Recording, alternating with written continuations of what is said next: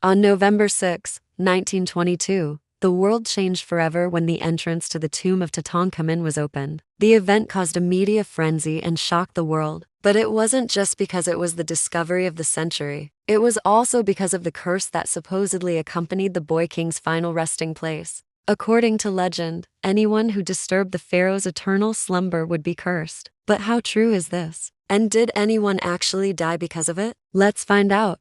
The curse of the mummy has been around since the 1800s, when people started getting a little too excited about mummies. Sir Richard Francis Burton, an explorer and writer, kicked off the craze with his 1895 novel, The Curse of the Mummy's Tomb. The story follows a man who disturbs an Egyptian mummy and unleashes evil spirits that kill him and everyone he loves. It may sound ridiculous now, but at the time, the public ate it up. They were already fascinated by all things Egyptian, thanks in part to the invention of the Egyptian revival style in architecture, art, and literature. The discovery of the Rosetta Stone in 1799 only fueled their interest further. In 1826, a French engineer named Auguste Mariette discovered the first intact mummy in Egypt. The excitement was palpable. People lined up for hours to see it, believing that touching the mummy would cure their ailments. Of course, it didn't. But soon enough, stories started circulating that anyone who came too close to the mummy would meet an untimely demise. Legend had it that the mummy was a priestess who had been embalmed alive and her spirit was trapped inside.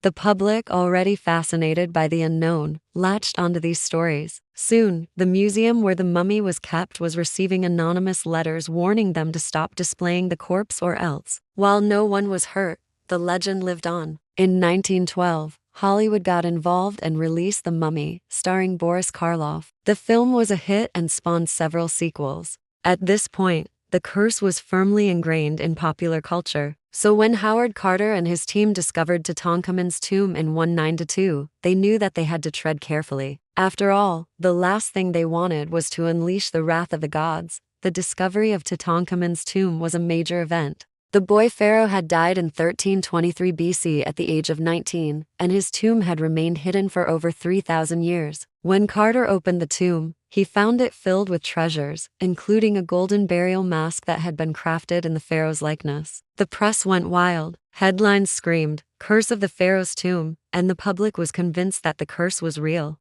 The story goes that Carter found a small hole in one of the coffins, and when he looked inside, he saw a small figure with glowing red eyes. Needless to say, he shut the coffin back up without taking anything out. But the damage was done. Soon enough, people were dying and blaming the curse. In total, 22 people are said to have died, including the wealthy landowner who funded the dig, Lord Carnarvon. While the curse may sound scary, there's no evidence that any deaths were actually caused by it. Most of the people who died had been suffering from various ailments, and many of them were old enough that death was imminent. Still, the legend of the curse lives on, and to this day, people are fascinated by the story of Tutankhamun and the curse that shook the world. What do you think? Is there any truth to the curse of the mummy? Let me know in the comments below. And don't forget to subscribe for more videos like this one. Thanks for watching. See you next time.